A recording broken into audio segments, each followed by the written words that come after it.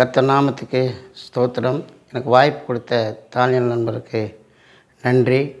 என்னுடைய சிறிய சாட்சியை சொல்லும்படி கர்த்தர் உதவி செய்வாராக. இப்போது ஒரு சிறிய பாடலை பாடி என்னுடைய சாட்சியை நான் சொல்ல இருக்கிறேன். எனக்கு பாட்டு பாடவும் தெரியாது, பாடுற ராகமும் தெரியாது.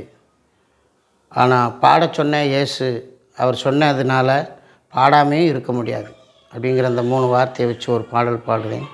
பாடத் தெரியாது பாடுகின்ற ராகம் புரியாது, பாடத் தெரியாது பாடுகின்ற ராகம் புரியாது, என்னை பாடச் சொன்ன எதிராஜ் என்னை மறந்து ஓட முடியாது, என்னை பாடச் சொன்ன எதிராஜ் என்னை மறந்து ஓட முடியாது.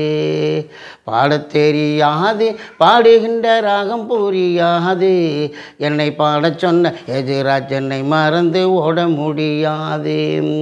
துதிக்க துதிக்க பாட்டு வந்தது துன்பம் பறந்துருச்சு, துதிக்க துதிக்க பாட்டு வந்தது துன்பம் பறந்துருச்சு, தேவன் ஊதிக்க ஊதிக்க உள்ளத்தில் கிடந்த பாவம் பறந்துருச்சு, தேவன் ஊதிக்க ஊதிக்க உள்ளத்தில் கிடந்த பாவம் பறந்துருச்சு, பாவம் பறந்துருச்சு பாரி சுத்த வாழ்வு கிடைச்சிருச்சு, பாவம் பறந்துருச்சு பாரி சுத்த வாழ்வு கிடைச்சிருச்சு, என்னை பாடச் சொன்ன எதிராஜ் என்னை மறந்து ஓட முடியாது, என்னை பாடச் சொன்ன எதிராஜ் என்னை மறந்து ஓட முடியாது.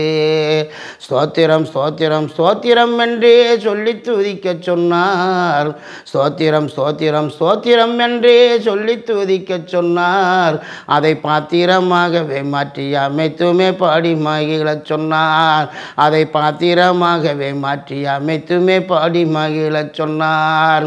பாடத் தெரியாது பாடுகின்ற ராகம் புரியாது, பாடத் தெரியாது பாடுகின்ற ராகம் புரியாது, என்னை பாடச் சொன்ன எதிராஜ் என்னை மறந்து ஓட முடியாது, என்னை பாடச் சொன்ன எதிராஜ் என்னை மறந்து ஓட முடியாது.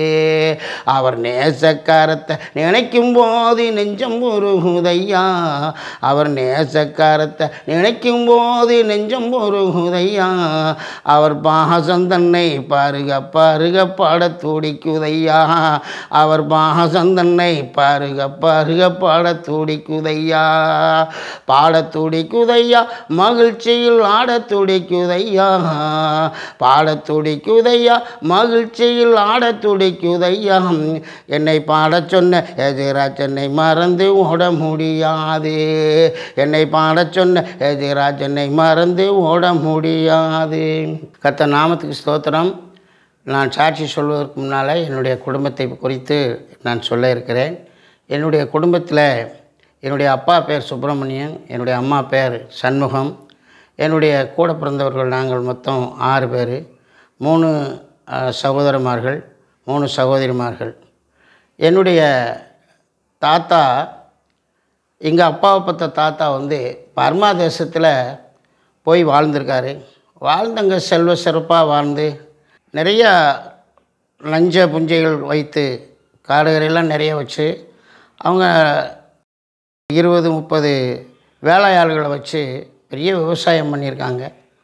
அப்படி விவசாயம் பண்ணி அங்கே வாழ்ந்து கொண்டிருந்த செல்வாக்காக வாழ்ந்து கொண்டிருந்த காலத்தில் தான் இந்திரா காந்தி அம்மா அவர்கள், நம்முடைய பாரத பிரதமர், முன்னாள் பாரத பிரதமர் இந்திரா காந்தி அம்மா அவர்கள் நம்முடைய சொந்த தேசத்திற்கு இந்தியர்களெல்லாம் வர வேண்டும் என்று சொல்லி ஒரு சட்டம் போட்டதுனால அங்கே பிரஜாவாகாத ஜனங்கள் யாவரும் அந்த சொத்துக்களை எல்லாம் அங்கே இழந்து விட்டு பர்மாவிலிருந்து நாங்கள் கட்டின துணியோடு இந்தியாவுக்கு சேர்ந்தோம். வரும்போது எங்கள் அப்பா எங்கள் தாத்தா கிட்ட கேட்டிருக்காரு, எப்படி நம்ம அங்கே போய் பிழைக்க போகிறோம் அப்படின்னு கேட்கும்போது, நான் அங்கே நிறையா பணமெல்லாம் அனுப்பியிருக்கேன், சொத்துக்கள்லாம் தேடி வச்சுருக்கோம், வாங்கி வைக்க சொல்லியிருக்கேன், ஆனால் அதை வச்சு நம்ம பிழைச்சிக்கலாம் அப்படின்னு சொல்லி நம்பி தான் இங்கே வந்தோம்.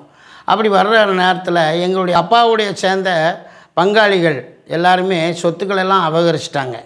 அப்போ எங்களுக்கு ஒன்றுமே ஆதரிக்கிறதுக்கு எந்த ஒரு வழியும் இல்லை, இருக்க வீடு இல்லை, ஒரு நாள் ஆகாரம் சாப்பிட்றதுக்கு கூட வழி கிடையாது. அப்படிப்பட்ட ஒரு கஷ்டமான சூழ்நிலையில் இருக்கும்போது நாங்கள் நம்பின தெய்வம் கூட எங்களை ஒரு நாளும் எங்களை காப்பாற்றலை, எங்களை கைவிட்டுருச்சு. நாங்கள் எங்கள் தெய்வங்களை எப்படியெல்லாம் வணங்குவோம் அப்படிங்கிறத நான் சொல்கிறேன்.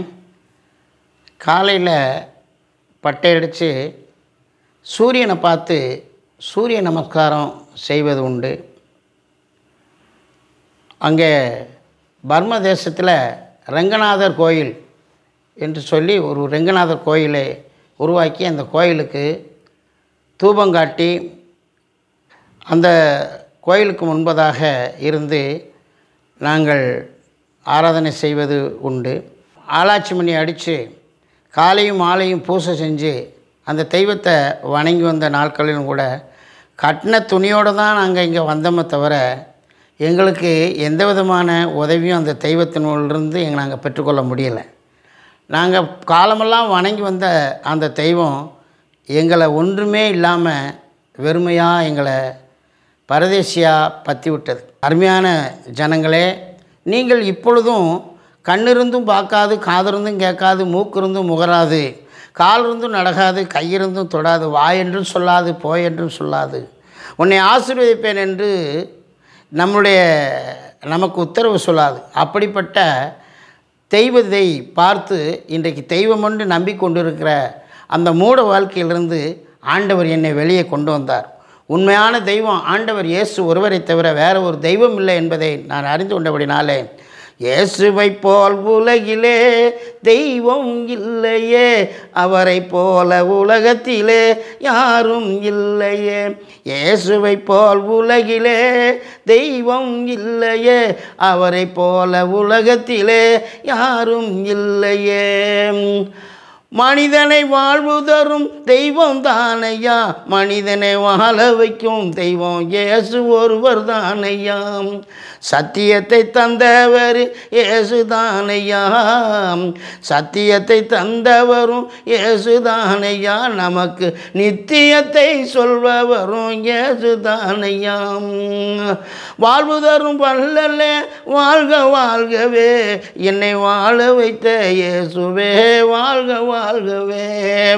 வாழ்வு தரும் வல்லனே நீர் வாழ்க வாழ்கவே, என்னை வாழ வைக்கும் தெய்வமே வாழ்க வாழ்கவே. ஆசீர்வதிப்பேன் என்று சொன்ன தெய்வம் நீரையா, ஆசீர்வதிப்பேன் என்று சொன்ன தெய்வம் நீரையா, என்னை அனுதினமும் ஆசீர்வதித்து வருகிறேன் ஐயா, என்னை அனுதினமும் ஆசீர்வதித்து வருகிறீர் ஐயா. இயேசுவை போல் உலகிலே தெய்வம் இல்லையே, அவரை போல உலகத்திலே யாரும் இல்லையே. பாருங்கள் பிரியமானவர்களே, நாங்கள் இயேசு அறியாமல் இப்படித்தான் வாழ்ந்துக்கிட்டு இருந்தோம். அப்போது எங்கள் சொந்த பந்தமெல்லாம் எங்களை அடித்து துரத்திட்டாங்க. தங்கியிருக்கிறது கூட வீடு வசதி இல்லை. அப்படிப்பட்ட நிலையில் தான் நாங்கள் ஒரு புறம்போக்கு இடத்துல ஒரு குடிசையை போட்டு அதில் வாழ்ந்துக்கிட்டு இருந்தோம். அப்படி வாழ்ந்து கொண்டு இருந்த காலத்தில் எங்களுக்கு சாப்பாட்டுக்கு கூட வழி இல்லாத நேரத்தில் எங்கள் அப்பாவெல்லாம் அங்கே நல்லா செல்வாக்காக உழைச்சி வேலை செஞ்சு அங்கே தன்னுடைய விவசாய நிலத்தில் முதலாளியாக பாடுபட்டு இருந்ததுனால எங்கள் அப்பாவுக்கு இங்கே மம்பட்டி எடுத்து வேலை செய்ய தெரியாது. அப்படிப்பட்ட சூழ்நிலையில் இருந்ததுனால ஒருவேளை சாப்பாடு கூட இல்லாமல் ரொம்ப கஷ்டப்பட்டோம். ஒருவேளை சோத்துக்கு வழி இல்லை. அப்படிப்பட்ட சூழ்நிலையில் வாழ்ந்து வந்தோம். அதுக்கு பிற்பாடு என்னை ஸ்கூலில் சேர்த்தாங்க. அந்த ஸ்கூலில் சேர்த்த உடனே நான் கொஞ்ச நாள் 7 வரைக்கும் படித்தேன். அதுக்கப்புறம் படிக்கிறதுக்கு உள்ளான வசதி இல்லை. பள்ளிக்கூடம் போகும்போது சில பிரச்சனைகள், சில கஷ்டங்கள். அப்போ எல்லாம் ட்ரெஸ்ஸு கூட கிடையாது. ஒரு ட்ரெஸ் தான் இருக்கும். அந்த ஒரு ட்ரெஸ்ஸை துவைச்சி அதை உடனே காய போட்டு அப்போ தான் போட்டு போகணும். அப்படிப்பட்ட சூழ்நிலையில் ஒரு ட்ரெஸ்ஸுக்கு மேலே மறு ட்ரெஸ் கிடையாது. அப்படிப்பட்ட சூழ்நிலையில் படிச்சுக்கிட்டு போது ரொம்ப வறுமை. அப்படிப்பட்ட வறுமையில் மாற்றி போடுறதுக்கு துணி இல்லாத நிலையில் கஷ்டப்பட்டு படிக்கும்போதெல்லாம் இப்போ இலவசமாக புக்கெல்லாம் கொடுக்காங்க. அப்போ எதுவுமே ஒரு நோட்டு கூட வாங்குறதுக்கு காசு கிடையாது. அப்படிப்பட்ட சூழ்நிலையில் படிக்கும்போது தான் ரொம்ப கஷ்டப்பட்ட நிலையில் படிப்பை விட வேண்டிய சூழ்நிலை வந்துருச்சு. படிப்பை விட்ட உடனே கொஞ்ச நாள் பாருங்கள் வேலைக்கு போகணும், வீட்டினுடைய வறுமையை நினச்சி வேலைக்கு போகணும் அப்படின்னு சொல்லி சாந்து சட்டி எடுத்து சாந்து வேலைக்கு, இப்படியும் காட்டு வேலைக்கு, இப்படிப்பட்ட பல வேலைகளுக்கு போய் இந்த கஷ்டத்தில் இருந்தேன். ஆனால் அதுக்கப்புறம் மில்லில் வேலைக்கு சேர்ந்தேன். மில்லில் வேலைக்கு சேர்ந்து கொஞ்ச நாள் வேலை செஞ்சு பார்த்தேன். அங்கேயும் சில பிரச்சனைகள், சில கஷ்டங்கள் வந்தது. என்ன பிரச்சனை அப்படின்னு சொன்னால், குடிக்கிற நண்பர்கள் சிலர் என்னோட பழக ஆரம்பித்தாங்க. அவங்க குடி பழக்கத்தை உண்டாக்கி விட்டாங்க. நான் வேண்டான்னு சொன்னாலும் கூட, குடிச்சு பாருங்கள், இன்றைக்கி கொஞ்சம் என் கூட சேர்ந்து குடிச்சு பாருங்கள் அப்படியெல்லாம் சொல்லி, காசு இல்லைன்னு சொன்னாலும் கூட நான் வாங்கி தரேன் அப்படின்னு சொல்லி வாங்கி கொடுத்து குடிப்பழக்கத்தை உண்டாக்குனாங்க. அப்புறம் சிகரெட்டு குடிக்க பழகி விட்டாங்க. பல பிரச்சனைகள், பல குடிப்பழக்கத்தில் விழுந்ததுனால அந்த மில்லு வேலையும் நான் சரியாக செய்ய முடியாமல் குடிச்சிட்டு ரோட்டில் நல்லா ஒயிட் அண்ட் ஒயிட் வேஷ்டி சட்டை போட்டு நல்லா ரோட்டுக்கு வந்து திரும்ப வீட்டுக்கு போகும்போது அழுக்கோடு போவேன். எந்த இடத்துல படுத்து கிடந்தேன், எப்படிப்பட்ட நிலையில் இருந்தேன்னு எனக்கு தெரியாது. பாருங்கள், நான் குடிச்சிட்டு ரோட்டில் விழுந்து கிடக்கும்போதெல்லாம் எனக்கு அசிங்கம்னு தெரியாது. ஆனால் யாரும் இது அசிங்கம், இதிலிருந்து நீங்கள் விட்டுங்க அப்படின்னு சொல்லி எனக்கு அந்த காரியத்தை குறித்து சொன்னதும் கிடையாது. யாரும் சொல்லாததுனால நான் அதிலே ரொம்ப மிகுதியாக வளர ஆரம்பிச்சிட்டேன். அண்ணன் தம்பி, கூட பிறந்தவங்க, சொந்த பந்தம் எல்லாருமே இவன் உருப்பட மாட்டான், இவன் என்றைக்கும் வாழ முடியாது, இவன் பிழைச்சிக்கிற மாட்டான் அப்படியெல்லாம் என்னை கேவலமாக பேசி என்னை ஒதுக்கி விட்டாங்க.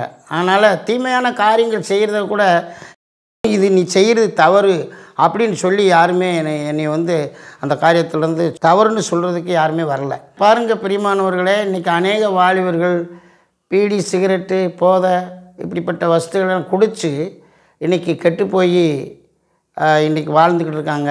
இப்படிப்பட்ட சூழ்நிலையில் தான் நானும் வாழ்ந்தேன். நான் இன்றைக்கி உங்கள் மத்தியில் ஒரு சாட்சி சொல்கிற அளவுக்கு நான் வந்திருக்கேன். அந்த சாட்சி சொல்கிறேன்னா தயவுசெய்து நீங்கள் கேளுங்க. இப்படிப்பட்ட பொல்லாத அந்த பாவமான காரியம், குடிப்பழக்கத்திலேருந்து என்னை விடுவித்த ஆண்டவர் உங்களையும் என்ன செய்வார், விடுவிப்பார். கல்லு தண்ணி சுகம் இல்லை, சாராயத்தில் சுகம் இல்லை. கல்லு தண்ணி சுகம் இல்லை, சாராயத்தில் சுகம் இல்லை, பீடியில் சுகம் இல்லை, சிகரெட்டிலையும் சுகம் இல்லை, ரம்மில் சுகம் இல்லை, விஸ்கியில் சுகம் இல்லை.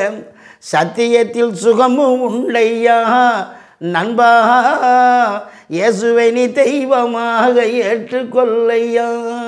கல்லு தண்ணி சுகம் இல்லை, சாராயத்தில் சுகம் இல்லை, பீடியில் சுகம் இல்லை, சிகரெட்டிலையும் சுகம் இல்லை, ரம்மில் சுகம் இல்லை, விஸ்கியில் சுகம் இல்லை. சத்தியத்தில் சுகமும் உண்டையா நண்பா, இயேசுவை நீ தெய்வமாக ஏற்றுக்கொள்ளையா. பிரியமானவர்களே, நான் இப்படிப்பட்ட சூழ்நிலையில் இருக்கும்போது மேடையில் பேசுகிறதெல்லாம் ஜாதி வெறி பிடிச்சி தான் பேசுவேன். ஜாதி வெறியை பற்றி தான் பேசுவேன். ஏன்னா நான் ஒரு ஜாதி வெறியை பிடிச்சவன், அதனால் ஜாதியை பற்றி பேசினேன். அப்படி பேசும்போது என்ன அந்த ஜாதியை பற்றி பேசுவேன் அப்படின்னு சொன்னால், தாழ்த்தப்பட்ட மக்கள் தேவாலயத்துக்குள்ளே போகக்கூடாது, தேங்காய் பழம் உடைக்கக்கூடாது, அப்படியெல்லாம் ஒதுக்கி வச்சு அநேக பிரச்சனைகளை உருவாக்குற அந்த வெறியில் தான் நான் அதை குறித்து பேசுவேன்.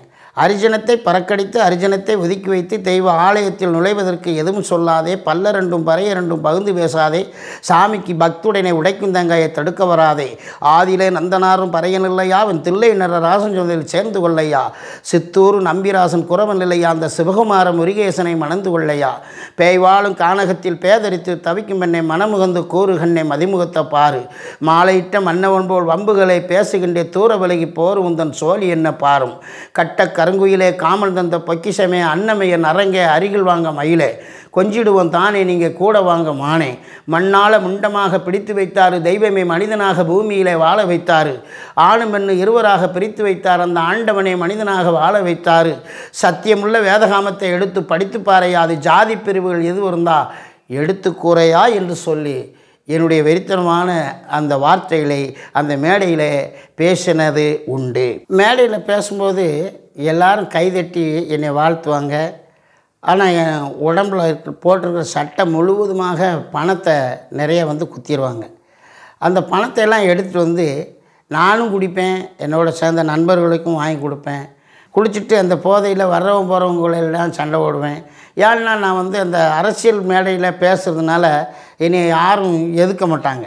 அந்த தில்லை வச்சுட்டு நல்லா பேசுகிறது, சண்டை போடுறது, அடிக்கிறது, இப்படிப்பட்ட பயங்கரமான ஒரு பிரச்சனையில் நான் ஈடுபட்டு வாழ்ந்து வந்தேன். அதுக்கப்புறம் திருவிழா நாட்களில் ஆட்டக்காரங்க அந்த கிராமங்களில் நிகழ்ச்சி நடத்துறது உண்டு. ஆட்டக்காரங்களை வச்சு அந்த நிகழ்ச்சியில் நானும் உள்ளே போய் அவங்களோட சேர்ந்து பாட்டு பாடுவேன். அப்போ என்னைய பாட சொல்லுவாங்க. அப்படி பாடும்போது தான் அவங்க கிராமிய பாட்டு அவங்களுக்கு ஜனங்களுக்கு மத்தியில் அந்த பாட்டை பாடுவேன். எப்படி பாடுதோம்னா அதை 2 வடி பாட்டு காடுதேன். காதல் காலஞ்சியமே கட்டழகு ஓவியமே சாதம் சமைச்சேருக்கு தயவுடனே சாப்பிட வாங்க தலவாழ இலைகளுமே விரிச்சிருக்கு உங்களுக்கு தகுந்த காய்கறி சமைச்சிருக்கு. காதல் களஞ்சியமே கட்டழகர் ஓவியமே கட்டழகர் ஓவியமே சாதம் சமைச்சேருக்கு தயவுடனே சாப்பிட வாங்க தலவாழ இலைகளுமே விரிச்சிருக்கு உங்களுக்கு தகுந்த காய்கறிகளுமே சமைச்சிருக்கு. சாப்பாட்டை போட்டு வை தண்ணி அணி கோழி வை தாப்பால் போட்டு கடி டவுனுக்குள்ள போய் வர தலைக்கு மீனுக்கு நட காட்டாதே அடிய தலைக்கு மீனுக்கு நட காட்டாதே. வீடு ஒன்றும் தங்குவதில்லை விவரம் ஒன்றும் சொல்வதில்லை நாயத்தை கேட்டு கொடுங்க ராஜாதி ராஜ பரம்பரைய இனிக்கிற நயமான மாளிகை கடை சக்கரைய இனிக்கிற நயமான மாளிகை கடை சக்கரைய. இப்படி ஆட்டக்காரன் நான் படிக்கிற பாட்டாங்க படிக்க மாட்டாங்க அத்தனை கிராமிய பாடலையும் பாடுவேன். ஹரிச்சந்திரன் பாடல்கள் ராமாயணம் எல்லா புராண சரித்திரங்களையும் நான் அந்த வயசுலேயே அநேக இடங்களில் பாடுவேன். இப்படி நான் பாடிக்கொண்டிருக்கிற நேரத்தில் ஆட்டத்திற்கு வந்தவங்க வாலிப பெண்கள் அவங்க ஆட்டத்துக்கு வந்தவங்க அவங்க இவருக்கு என்ன பாட தெரியும்னு சொல்லி முன்னக்கூடிய கொஞ்சம் மரியாதை இல்லாமல் ஒரு பாட்டை பாட ஆரம்பிச்சிட்டாங்க. அப்படி பாடும்போது நான் அவங்களுக்கு எது பாட்டு பாடுவேன். அவங்க பாடினாங்க இந்த பாட்டை படியாதெல்லாம் எனக்கு ஒக்கம் ஆகுதடான்னு சொல்லி 2 வார்த்தையை சொல்லி பாட்டு படித்தாங்க. அப்போ இப்படியெல்லாம் பேசுகிறாங்களே அப்படின்னு சொல்லிட்டு நான் எது பாட்டு என்ன பாடினேன் அப்படின்னு சொன்னால் அதை 2 அடியை பாடி காட்டுதேன். எத்தனையோ புத்திகளை எடுத்துரைக்கும் பழைய சாரயமே எத்தனையோ புத்திகளை எடுத்துரைக்கும் பழைய சாரயமே நித்தம் குடி குடிச்சு நித்தம் சண்டை போடுறைய உன்னோட என்னடி பேச்சு சும்மா ஒதுங்கி போடிச்சிச்சு உன்னோட என்னடி பேச்சு சும்மா ஒதுங்கி போடிச்சிச்சு. கஷ்டப்பட்டு சம்பாரிசு காசு ஓட்டு நான் குடிக்கேன் கஷ்டப்பட்டு சம்பாரிசு காசு ஓட்டு நான் குடிக்க முணு கதனாய சும்மா மூடி வையடி வாய முணு கதனாய சும்மா மூடி வையடி வாய. இப்படி எது பாட்டு பாடும்போது அவங்க திரும்ப எனக்கு பாடுங்க அப்படின்னு சொன்னால் எங்களால் பாட முடியாது அப்படின்னு சொல்ல அளவுக்கு நான் அந்த கிராமிய பாடல்களை மக்கள் அந்த கிராம மக்கள் ரசிக்கும்படியாக அவளோட கூட எதிர்பார்த்து பாடி வந்தேன். இப்படி தரங்கட்ட நிலையில் வாழ்ந்துக்கிட்டு இருந்த என்ன ஆண்டவர் இயேசு கிறிஸ்து என்னை எப்படி தொட்டார் அப்படிங்கிற காரியத்தை உங்களுக்கு நான் சொல்லுதேன். எனக்கு கல்யாணம் முடிக்கணுங்கிற ஒரு ஆர்வம் வந்தது. திருமலாண்டிங்கிற ஒரு மாமா இருந்தார். அவர்கிட்ட போய் எனக்கு ஒரு பெண்ணு பார்க்கணும் அப்படின்னு சொன்னேன். அவர் சொன்ன உடனே நீயே குடிச்சிட்டு அலையதே இருக்க வீடு இல்லை ஒரு வசதியும் கிடையாது உனக்கு யார் பொண்ணு கொடுப்பா அப்படின்னு சொல்லி என்னை கேவலமாக அவர் திட்டினார். ஆனால் அப்படி இருந்தும் அவர் சரி சொல்லிட்டாருன்னு சொல்லி மனசில் வச்சு ஒரு பெண் இருக்குது பார்ப்போம் பக்கத்து ஊரில் அவங்க கிறிஸ்டின்னு நீ இந்து பையன் அப்படின்னு சொல்லி என்னை கூட்டி போனார். ஆனால் எனக்கு நல்ல ட்ரெஸ் கூட இல்லை கிழிஞ்ச வேஷ்டி கிழிஞ்ச சட்டை அதை போட்டுக்கிட்டு தான் நான் போனேன். எனக்கு பெண் கொடுக்குற மாமியார் வீடும் கொஞ்சம் வசதியான வீடு. அவங்க பார்த்துட்டு என்னை எந்த குறையும் சொல்லலை. சரி ஏழை பையனாக இருக்கார் நம்ம பொண்ணு அவருக்கு கொடுப்போம் அப்படின்னு சொல்லி அவங்க ஒரு நம்பிக்கை வச்சு என் மேலே கொடுத்தாங்க. எனக்கு அந்த பொண்ணை தர்றேன்னு சொன்னாங்க. ஆனால் அவங்க ஊர்லேயே வச்சு எங்கள் அப்பா இறந்துட்டாங்க. எங்கள் அம்மா மட்டும் இருந்தாங்க. கூட பிறந்தவங்களாம் யாரும் இவனுக்கு எந்த வழியும் உதவியும் செய்யக்கூடாதுன்னு சொல்லி என்னை ஒதுக்குனதுனால திருமணத்துக்கு யாருமே வரல. அப்படிப்பட்ட சூழ்நிலையில் எனக்கு அவங்க ஊரில் பெண்ணுடைய ஊர்லேயே வச்சு எனக்கு திருமணம் நடந்துச்சு. அங்கே ஒரு சர்ச் இருக்குது. அந்த சர்ச்சில் வச்சு எங்கள் மாமியார் வீட்டில் தான் திருமணம் பண்ணி வச்சாங்க. அவங்க தான் எனக்கு வாழ்கிறதுக்கும் ஒரு வீடு கொடுத்தாங்க. அந்த வீட்டில் இருந்து நான் வாழ்ந்துட்டு இருந்தேன். என் மனைவி பேர் தான் அல்லீஸ் புஷ்பம். அவங்க ஆண்டவரை ரொம்ப நேசிப்பாங்க, ஜெபம் பண்ணுவாங்க, பைபிள் வாசிப்பாங்க. எப்போ பார்த்தாலும் பைபிள் வாசிக்கிறது, ஜெபம் பண்ணுறது, ஆண்டவர் மேலே ரொம்ப பக்தியாக இருப்பாங்க. அப்போது நான் அவங்களோட ஈடுபாடாக இல்லாமல் நான் விலகி இருப்பேன். கல்யாணம் பண்ண பிற்பாடும் கூட நான் திருந்தலை.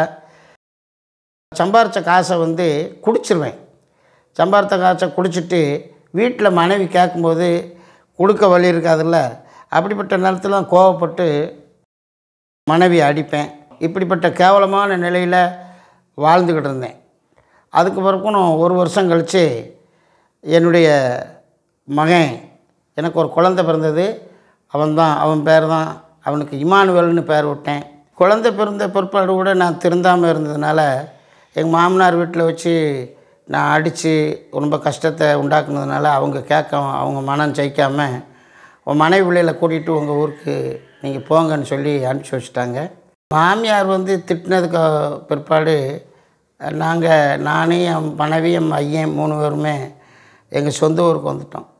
சொந்த ஊரில் பிழைப்புக்கு என்ன செய்ய அப்படின்னு சொல்லி யோசிக்கும்போது ஒரு பெட்டி கடை, ஒரு சின்ன பெட்டி கடை வச்சு ஒரு செட்டு போட்டு அந்த செட்டுக்குள்ளே ஒரு பெட்டி கடை வச்சு அந்த பெட்டி கடையில் சின்ன தொகையை போட்டு அதில் வியாபாரம் செஞ்சு பிழைச்சிக்கிட்டு இருந்தோம். அப்படி அதில் கொஞ்சம் கொஞ்சம் வியாபாரம் வரும், வருமானம் வரும். அந்த வருமானத்தை வச்சு நாள்தோறும் சாப்பிட்டுக்கிட்டு இருந்தோம். மறுபடியும் என்னுடைய பையன், சின்ன பையன், அவனையும் பாதுகாக்கணும். அந்த பெட்டி கடைக்கு போய் சரக்கு வாங்கிட்டு வரணும். இப்படிப்பட்ட சூழ்நிலை, ரொம்ப கஷ்டமான சூழ்நிலை. டவுனில் போய் சரக்கு வாங்கிட்டு கொடுப்பேன். என் மனைவி நான் இல்லாத நேரத்தில் அந்த கடையை பார்த்துக்குருவாங்க. அப்படி நாங்கள் வாழ்ந்துக்கிட்டு இருக்கும்போது தான் அதிகமாக நான் அப்பையும் குடிக்க ஆரம்பித்தேன். பழைய பழக்கமெல்லாம் அதிகமாக இருந்தது. அப்படி இருக்கும்போது தான் என்னுடைய மனைவி பக்தியில், கடவுளுக்குள்ளே பக்தியாக இருந்ததுனால ராஜபாளையம், பாரதி நகர், பிஆர் மேத்யூ என்கிற ஒரு ஊழியக்காரர் அந்த முத்தாநதி கிராமத்துக்கு அவங்க இருக்கும்போதே, கல்யாணம் பண்ணுறதுக்கு முன்னாடியே அந்த ஊருக்கு வந்தவங்க, செந்தட்டியாவரத்துக்கும் வந்தாங்க.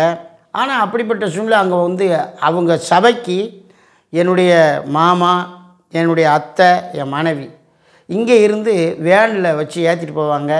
ராஜபாளையம் போய் சபையில் போய் அந்த பாரதி நகரில் இருக்கிற சபையில் போய் அவங்க ஆராதனை செய்யும்போது சாட்சியின் வேலையில் என்னுடைய மனைவி சாட்சி சொல்லியிருக்காங்க. என்னுடைய கணவர் நல்லா பேச படித்தவர், நல்ல திறமையுள்ளவர் தான், ஆனால் நல்லா அன்பு செலுத்துகிறவர் தான். ஆனால் குடிப்பழக்கம் அதிகமாக இருக்கனால என் வாழ்க்கையில் கண்ணீரும் கவலையுமா நான் இருக்கேன். ரொம்ப கஷ்டத்தில் இருக்கேன், வறுமையில் இருக்கேன். அன்னன்னைக்கு சாப்பாட்டுக்கு கூட ரொம்ப கஷ்டப்படுறேன். ஆனால் குடி மிகுந்து குடிக்காரு. அவருக்காக நீங்கள் ஆண்டவர்கிட்ட ஜெபம் பண்ணுங்கன்னு சொல்லி கண்ணீர் விட்டு என்னுடைய மாமியாரும் என்னுடைய மனைவியும் கண்ணீரோடு கூட ஆண்டவருடைய சமூகத்தில் அந்த ஜனங்கள் மத்தியில் சபையில் சொல்லி அழுது எங்களுக்காக ஜெபம் பண்ணுங்கன்னு சொன்ன வார்த்தையை கேட்டு அவங்க உருக்கமாக ஜெபம் பண்ணாங்க.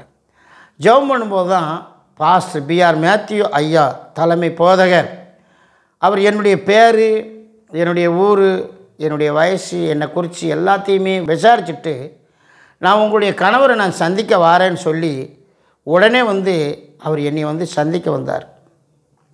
அப்பொழுது நான் சவுளி வியாபாரம் செய்து கொண்டு இருக்கிறேன். அவர் என்னை சந்திக்கும்போது நான் சவுளி வியாபாரம் செய்த சைக்கிளில் ஒரு பெரிய மூட்டையை கட்டி முன்னால் 2 ரோடு பையில் வச்சு டேப்பு கத்தரிப்பான், ரோலாக வச்சுருப்பேன், வெட்டி கொடுப்பேன். பல கிராமங்களுக்கு சைக்கிளில் சென்று வியாபாரம் செஞ்சு சாயந்தர வேளையில் நான் களைச்சி போய் சைக்கிளை நிப்பாட்டிக்கிற நேரத்தில் ஒரு உயர்ந்த நிலையில் ஒரு டிஷர்ட்டு போட்டு ஒரு பெரிய புல்லட்டு பைக்கில் ஒருவர் நிற்கார். ஆனால் யார் எவருன்னு தெரியாது.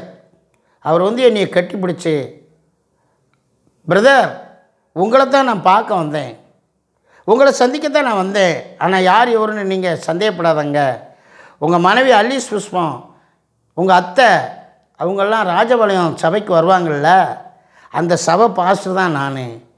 ஆனால் உங்களை குறித்து சில காரியங்களை அவங்க சொல்லி ஜெபிக்க சொல்லி சொன்னாங்க. அதனால் உங்களை நேரடியாக நான் பார்க்க வந்திருக்கேன் பிரதர்ன்னு சொன்னார். என்னை கட்டி பிடிச்சி தழுவி அவர் அவ்வளோ பெரிய ஊழியக்காரரு என்னை பார்த்து கண்ணீர் விட்டார். நீங்கள் என்னுடைய திருச்சபைக்கு இனிமேல் வரணும், நீங்கள் வந்து ஆண்டவரை ஏற்றுக்கொள்ளணும்னு சொல்லி உருக்கமாக என்னிடத்தில் பேசும்போது அவருடைய வார்த்தையை கேட்ட நான் அவர் பின்னால் மறுவாரமே போக ஆரம்பித்தேன். ஆனால் போய்கிட்டு இருக்கும்போது சத்தியத்தை கேட்டுக்கிட்டே இருக்கும்போது திடீர்னு சர்ச்சுக்கு போக மாட்டேன், குடிச்சிட்டு வீட்டில் படுத்துக்கிருவேன். அப்போ பாஸ்டர்கிட்ட போய் நீ குடித்தான்னு சொல்லக்கூடாது அப்படின்னு என் மனைவியை அரட்டுவேன். மனைவி போய் நான் குடிச்சிட்டு படுத்து கிடக்கிறத போய் அங்கே போய் உண்மையை சொல்லாமல் அவங்க வெளியிடம் அங்கங்கே போயிட்டாங்க அப்படின்னு சொல்லி அவர்கிட்ட சொல்கிறது. இப்படிப்பட்ட நாள் ரொம்ப நாள் அப்படியே வந்தது. ஆண்டவரை ஆராதனைக்கு போயும் குடிப்பழக்கத்தை விடாமல் பிடிவாதமாக குடித்து ரொம்ப மோசமான நிலையில் இருந்த என்னை ஆண்டவர் ஒரு நாள் என்னுடைய வாழ்க்கையில் ஒரு பெரிய கண்ட்ரோல் பண்ணும்படியாக தேவன் எனக்கு உதவி செய்தார். இன்னையிலிருந்து இந்த காரியத்தை நீ விடு, உன்னை நான் உயர்த்துவேன் அப்படிங்கிற எண்ணம் ஆண்டவர் எனக்குள்ளே கொடுத்து, நம்ம ஏன் இப்படி குடித்து இவ்வளவு நாளாக கெட்டுப்போனோமே, இனிமையாவது நம்மளை தேடி வந்த அந்த ஊழியக்காரர் நல்ல வார்த்தையை தானே சொன்னார், நல்ல போதனைகளை சொன்னார், எவ்வளோ பெரிய வயசு உள்ளவர், எப்படியெல்லாம் நமக்கு அறிவை சொன்னார், அவர் வார்த்தையை நம்ம கேட்போம் அப்படின்னு சொல்லி அவர் சொன்ன வார்த்தையை நான் நினைவுபடுத்தி திரும்பவும் அவரிடத்துக்கு நான் போக ஆரம்பித்தேன். அப்படி போய் நாளுக்கு நாள் போய்கிட்டே இருக்கும்போது பாருங்கள், பிரதர் உங்களுக்கு ஞானஸ்தானம் கொடுக்கணும் அப்படின்னு சொன்னார். ராஜபாளையம் தென்காசி ரோட்டில் உள்ள ரெட்டக்கம்மான்னு ஒரு இடம் இருக்கிறது, கவர்மெண்ட் ஆஸ்பத்திரி பக்கத்தில். அந்த ரெட்டக்கம்மாயில் ஞானஸ்தானம் கொடுக்கறதுக்கு என்னை ஆயத்தப்படுத்தின உடனே என் ஒருவனுக்காக சபை முழுவதும் 200 பேர் 2 வேனில் நாங்கள் அந்த வேனில் போய் எனக்காக ஒரு மனிதனுக்காக ஞானஸ்தானம் கொடுத்து அன்றைக்கி ஒரு பெரிய திருவிழா மாதிரி அன்றைக்கி நல்ல சாப்பாடெல்லாம் போட்டு கொண்டாடினாங்க. அதுக்கு பிற்பாடு நான் தொடர்ந்து அவரோட பயணிக்க ஆரம்பித்தேன். ஆனால் எனக்கு வேதத்தை பற்றி முன்னும் பின்னும் கருப்பு கலரில் இருக்கிற அட்டை தான் தெரியும், ஆனால் உள்ளே இருக்கிற சத்தியம் எனக்கு தெரியாது. அப்படிப்பட்ட நிலையில் சத்தியமே தெரியாத, ஆண்டவர் இயேசு யாருன்னு தெரியாத, உள்ளே எழுதியிருக்கிற வசனம் என்னன்னு தெரியாத நிலையில் அப்படிப்பட்ட மூடனாக இருந்த என்ன ஒரு நாள் கிறிஸ்மஸ் நாட்களில் அவர் உள்ளத்தில் பேசி, சகோதரனே இன்றைக்கி முடிஞ்சளவு நீங்கள் இந்த வார்த்தையை கொஞ்ச நேரம் நீங்கள் பேசணும் அப்படின்னு சொல்லி சொன்னார். அப்போது கிறிஸ்மஸுக்கு நான் பேச மறுத்துட்டேன், பேச முடியாது, நான் ஆயத்தமாக இல்லை, எனக்கு எதுவும் தெரியாதுன்னு சொல்லிட்டேன். புது வருஷத்துக்கு ஜனங்கள் திரளான கூட்டம். அந்த கூட்டத்தில் என்னை பக்கத்தில் அவர் ஓரத்தில் என்னை தேடி நான் இங்கிட்டு ஒளிஞ்சிக்கிட்டு இருந்தேன், என்னை கூப்பிடுவாருன்னு சொல்லி. ஆனால் பழையபடியும் என்னை கூப்பிட்டு அவர் பக்கத்தில் உட்கார வச்சு என் முதுகை தடவி, சகோதரனே ஆண்டவர் உங்களை நேசிக்காரு, ஆண்டவர் இந்த கிராமப்புறங்களில் உங்களை பெரிய நிலையில் ஊழியத்தில் உயர்த்த போகிறாரு, நீங்கள் ஆண்டவருடைய சத்தியத்தை நீங்கள் பேசுகிறதுக்கு ஆண்டவர் உங்களுக்கு கிருபை தருவார் அப்படின்னு சொல்லி இன்றைக்கி கொஞ்ச நேரம் என்ன கர்த்தர் என்ன பேச உங்களுக்கு சித்தமாக இருக்காரோ அதை நீங்கள் பேசுங்க அப்படின்னு சொல்லி என்னை தட்டி கொடுத்து பேச சொன்னார்.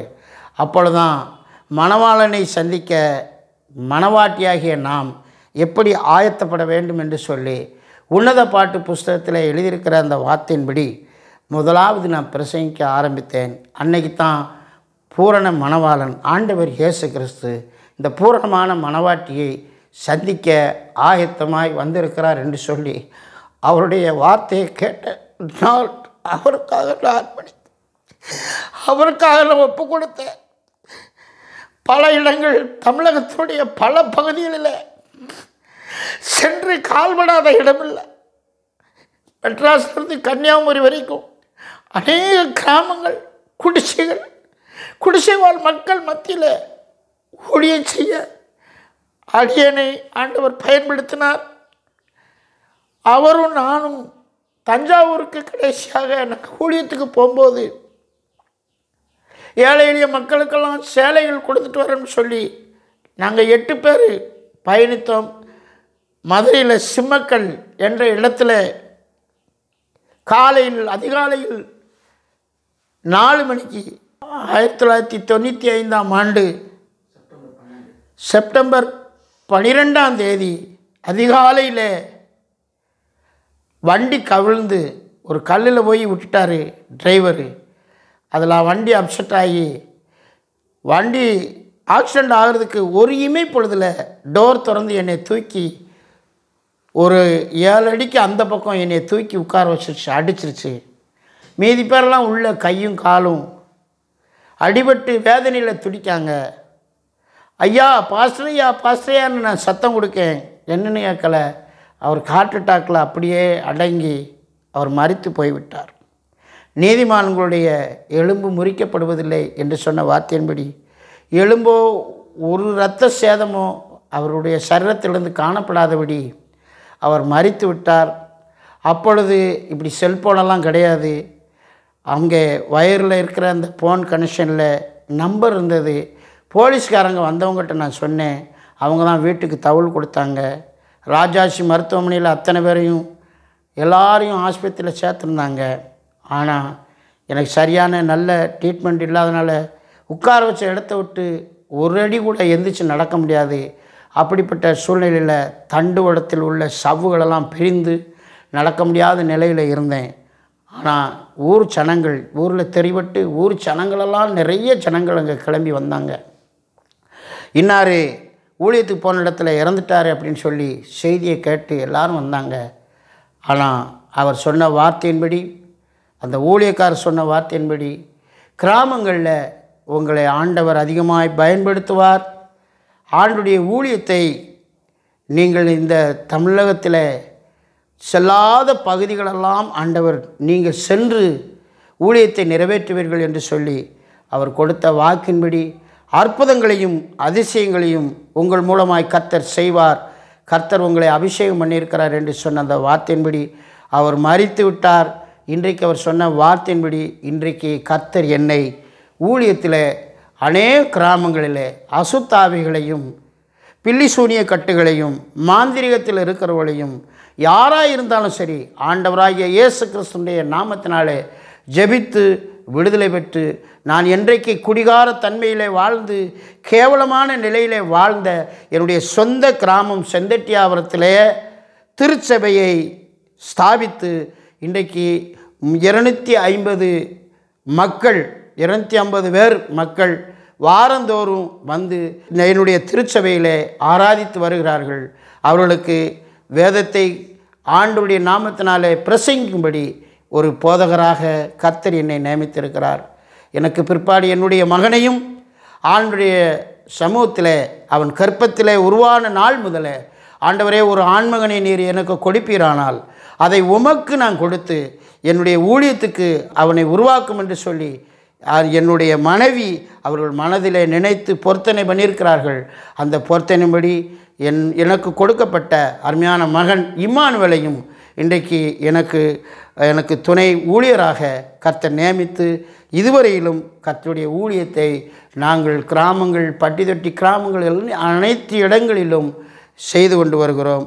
கர்த்தர் என்னோடு கூட இருந்து பெரிய பெரிய ஊழியக்காரர்கள் தலைமை ஊழியக்காரர்களை வைத்து இன்றைக்கு பெரிய கூட்டங்களை நடத்தவும் இப்படிப்பட்ட மோகன் சிலாசருடைய கூட்டங்களை நடத்தவும் பெரிய கூட்டங்களை நடத்தவும் எல்லா காரியங்களையும் இதுவரை என் ஆண்டவர் செய்ததுக்காக நான் நன்றி செலுத்துகிறேன். கர்த்தருக்குள் அன்பான சகோதர சகோதரிகளை சாட்சியை கேட்டுக்கொண்டிருக்கிற நீங்கள், நான் இவ்வளோ பெரிய இழிவான நிலையில் இகழ்ச்சியாக வாழ்ந்தும் அவமானத்தில் வாழ்ந்தும் கஷ்டத்தில் வாழ்ந்தும் இன்றைக்கு ஆண்டோடைய நாமத்தினாலே இப்படிப்பட்ட ஒரு சாட்சியை சொல்லும்படியாக என் கர்த்தர் என்னை வைத்திருக்கிறார் என்றால் அவர்தான் மெய்யான தெய்வம், அவர்தான் உண்மையான தெய்வம், அவர்தான் அதிசயம் செய்கிற தெய்வம், அவர்தான் அற்புதம் செய்கிற தெய்வம். அவரை தெய்வம் என்று நம்புகிற ஒவ்வொருவரையும் ஆண்டவர் நேசிக்கிறார். உன் வாழ்க்கையை உயர்த்துவார். நீங்கள் குடிப்பழக்கத்திலிருந்து, ஜாதி வெறியிலிருந்து, சமுதாய புரட்சியிலிருந்து, எல்லா தீமைகளிலிருந்து எல்லாவற்றையும் அகற்றி ஒதுக்கிவிட்டு என் ஆண்டவர் இயேசு கிறிஸ்துவை நீங்களும் தெய்வமாக ஏற்றுக்கொள்வீர்களானால் ஆண்டவர் உங்களை வாளாக்காமல் உங்களை தலையாக்குவார், உங்களை கீழாக்காமல் உங்களை மேலாக்குவார். என்னை உயர்த்தின ஆண்டவர், என்னை ஆசீர்வதித்த தெய்வம், என்னை அவருடைய வேதகாமத்தை நாடு முழுவதும் பிரசங்கிக்க வைத்த அந்த நல்ல தெய்வம் உங்களுக்கும் அப்படிப்பட்ட உதவியை செய்வார். ஆண்டவருடைய நாமத்தை நீங்கள் பிரஸ்தாபப்படுத்துங்கள். கர்த்தர் உங்களோடு இருப்பார். இப்பொழுது இந்த நாளிலும் அருமையான சகோதரன் தானியல் அவர்கள் இந்த சாட்சியை எடுக்கும்படியாக இப்படிப்பட்ட ஒரு திட்டத்தை அவர்களுக்கு கர்த்தர் கொடுத்திருக்கிறார் என்றால் அவருக்காகவும் நான் அதிகமாய் ஜெபிக்க நான் கடமைப்பட்டிருக்கிறேன். கர்த்தர் அவர்களை ஆசீர்வதிப்பார். எனக்கு செய்த நன்மைகளை குறித்து 2 அடி பாடல்களை நான் பாடி ஜெபிக்க இருக்கிறேன். எத்தனை நன்மை எனக்கு செய்தீர் நல்லவரே,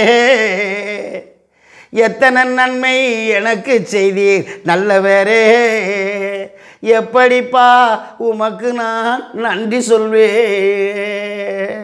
எத்தனை நன்மை எனக்கு செய்தீர் நல்லவரே, எப்படிப்பா உமக்கு நான் நன்றி சொல்வேன். மங்கி மங்கி எரியும் போது அணைக்காதிருந்தீர், மங்கி மங்கி எரியும் போது அணைக்காதிருந்தீர். நெறிந்து போன நாளல் வாழ்வை முறிக்காதிருந்தீர், நெறிந்து போன நாளல் வாழ்வை முறிக்காதிருந்தீர். எத்தனை நன்மை எனக்கு செய்தீர் நல்லவரே, எப்படிப்பா உமக்கு நான் நன்றி சொல்வேன். வலது பக்கம் இடது பக்கம் சாயும் போதெல்லாம், வலது பக்கமும் இடது பக்கம் சாயும் போதெல்லாம் என்னை வலுவாமல் தூக்கி என்னை நடத்தி வந்தீரே, என்னை வலுவாமல் தூக்கி என்னை நடத்தி வந்தீரே. எத்தனை நன்மை எனக்கு செய்தீர் நல்லவரே, எப்படிப்பா உமக்கு நான் நன்றி சொல்வேன். இப்பொழுது ஜெபிப்போம். எங்கள் பரிசுத்தமுள்ள நல்ல ஆண்டவரே, நான் நன்றியோடு துதிக்கிறோம். வானத்துக்கும் பூமிக்கும் சர்வ வல்லமையுள்ள தெய்வம் நீர் ஒருவரே தெய்வம், உம்மை தவிர வேற ஒரு தெய்வம் இல்லை ஆண்டவரே. சகல அண்ட சராட்சத்தையெல்லாம் படைத்த என் தேவனாய கர்த்தர் மரித்து உயிர்த்து சதா காலமும் உயிரோடு இருக்கிற எங்கள் உத்தமர் இயேசுவே, உம்முடைய நாமத்தை இந்த நாளிலே அடியேன் ஆண்டவரே உமக்கு ஸ்தோத்திரம் சாட்சியாக சொல்லவும், ஆண்டவரே அன்பு சகோதரன் தானியேல் அவர்கள் ஆண்டவரே இந்த நிகழ்வை கர்த்தாவே ஸ்தோத்திரம் அவர்கள் எடுத்து இந்த உலகத்துக்கு பயன்படுத்தவும், அப்படிப்பட்ட கிருபையை மகனுக்கு நீர் கொடுத்ததுக்காக ஸ்தோத்திரம். அவருடைய தொழிலை நீர் ஆசீர்வதிக்க வேண்டும் என்று நான் செபிக்கிறேன். இந்த நிகழ்ச்சியில் ஆண்டவரே ஸ்தோத்திரம் சாட்சி கொடுப்பதை பார்த்து கொண்டிருக்கிற அருமையான பிள்ளைகளை ஆசீர்வதிப்பீராக. ஆண்டவரே தொடர்ந்து உம்முடைய கிருபையும் நன்மைகளை தொடர்ந்து வழிநடத்தி ஆசீர்வதிக்க வேண்டும் என்று இயேசுவின் நாமத்தில் ஜெபிக்கிற நல்ல பிதாவே, ஆமென். அன்புக்குரியவர்களே, இப்பொழுது ரிச்சி சேரிட்டி ட்ரஸ்ட் மூலமாக ஒரு கிராமத்தையே தத்தெடுத்து அந்த கிராமத்தில் வசிக்கும் கைவிடப்பட்ட திக்கற்ற முதியோர்களை கண்டுபிடித்து அவர்களுக்கு ஜாதி மதம் என்று பாராமல் தினமும் உணவளித்து வருகிறோம். எனக்கு சாப்பாடு கொடுக்கறதுக்கா ஆளே இல்லை, வீட்டில் சாப்பிடுன்னு சொல்கிறவங்களே இல்லை. அந்த மாதிரி வர வாங்கிட்டேன். இப்படி ரொம்ப வேதனையாக இருந்தேன். நான் நம்மளுக்கு சாகிற நேரத்தில் இன்னும் சுயநாள் கிடச்சின்னு வேதனையாக இருந்தேன். அப்போது ஏசப்பா சாப்பாடு போய் சாப்பிட்லாம் என்கிட்ட சந்தோஷமாக வந்தேன். வந்து சாப்பிட்டுங்கிறேன்.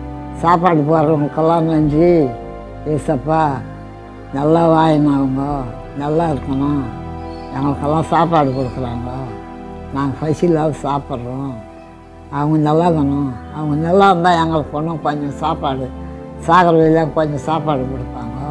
எனக்கு யாரும் கிடையாது, பிள்ளை இல்லை, பொண்ணு இல்லை, யாரும் இல்லை. சாப்பாடு பாரு ஐயாவா, நல்லா அவங்க ஊர் குடும்பம் நல்லா ஆசீர்வதிக்கணும் ஆண்டவரை. ஏச நாமத்தில் மகிமுண்டாட்டு நானே ஒரு அண்ணாச்சி சுவாமி நான் வர்றேன்.